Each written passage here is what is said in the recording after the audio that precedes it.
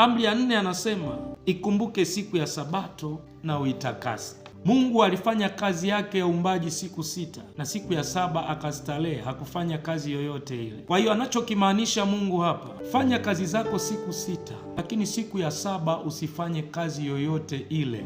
Mtu anayempenda Mungu siku ya 7 hafanyi kazi yoyote, na si wewe tu, na familia yako yote na wafanyakazi wako wote, kwa maana ni siku takatifu ya Bwana.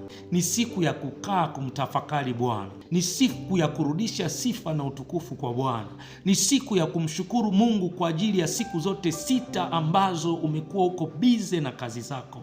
Ni siku moja tu ambayo Mungu anayoihitaji kwenye maisha yako ya kumkumbuka wewe siku nzima. Ni siku ya kutulia uweponi mwa Mungu, sio siku ya kujishughulisha na kazi za ulimwengu huu. Ni siku ya kutulia hemani mwa Bwana.